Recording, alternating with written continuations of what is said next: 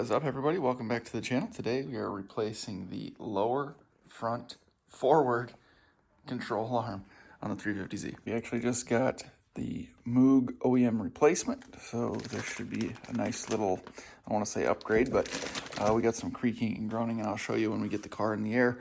You'll be able to see why it's making the creaking noises that it is. But we got to get this thing replaced. We got to get it up in the air, get the wheels off. Let's get to it. When I was initially inspecting the control arms on this vehicle, the forward lower control arms actually looked like they were in decent shape. But once I had everything apart and I was kind of tweaking and messing, twisting everything around, I realized that one of the forward control arms was in rough shape. So that's why we're here today.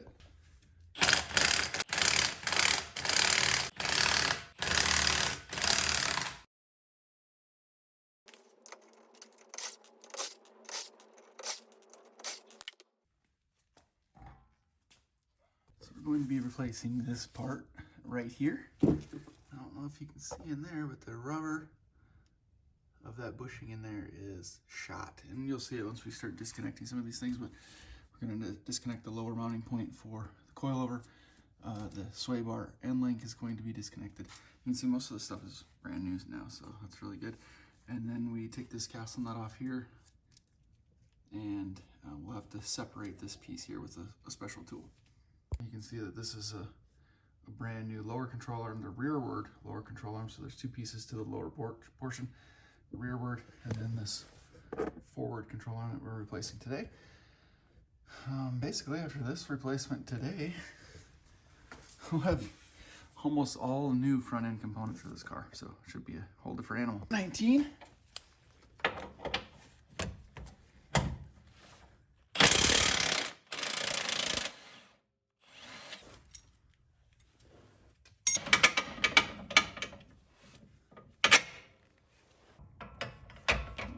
Also.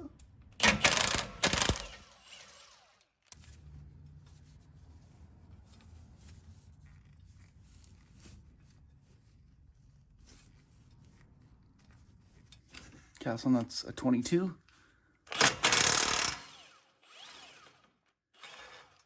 This lower mounting point is a 17.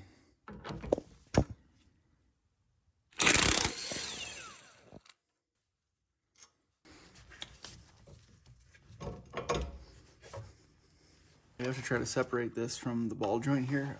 I'm going to try a gear puller. It's got these little forks that will grab underneath here, and then basically you thread this bolt down and it'll push this down while pulling this up. So hopefully that works to separate it. We'll see how it goes. It's the only thing I got right now, and I don't want to run to the store.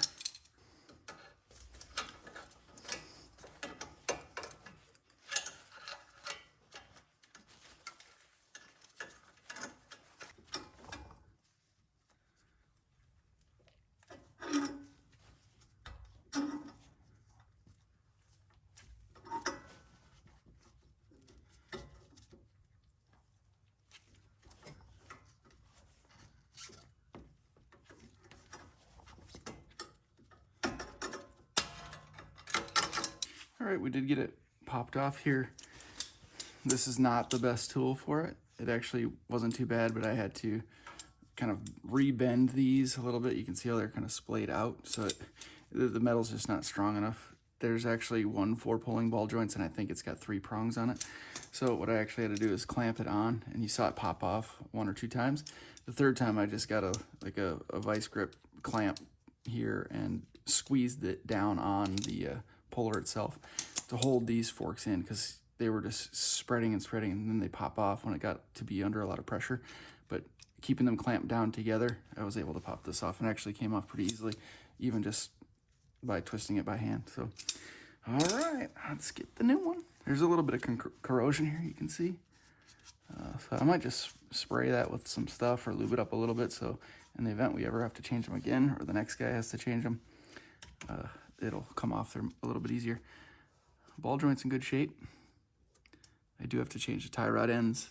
I'll do that eventually. I don't want to do it right now. So this is what I was talking about, saying that this one was in rough shape.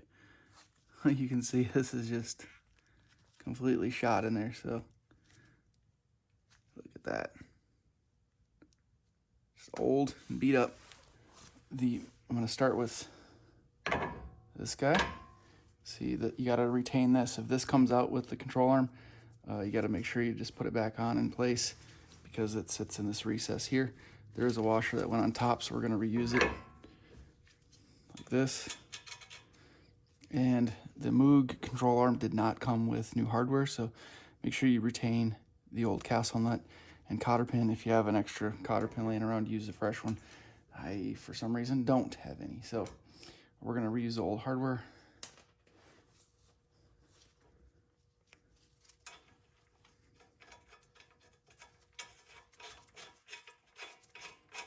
I usually like using all fresh hardware, but I don't know what the torque specs are on this, but check your factory specifications.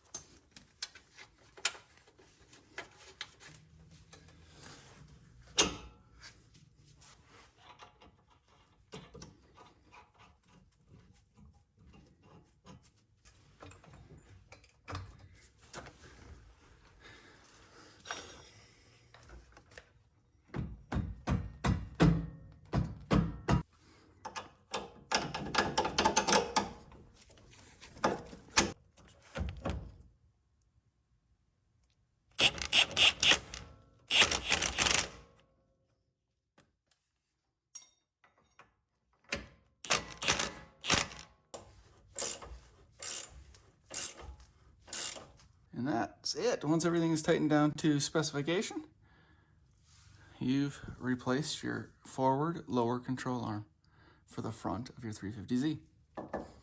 Links in the description to some of the pieces used in the front end of this vehicle. Now we gotta move on to the next project. Hope you guys will stick around for that. Check it out on the channel. We're going to be redoing these brake calipers, making them look nice and gold with fresh decals and fresh Z1 Motorsports lightweight 2-piece rotors. Pumped about that. Stick around, guys. Thank you very much for the continued support and for watching all these videos. More things to come for the 350Z, more stuff to come for the Q50 and other vehicles in the fleet as well. So thanks again for watching. Appreciate it very, very much. We'll see you in the next one.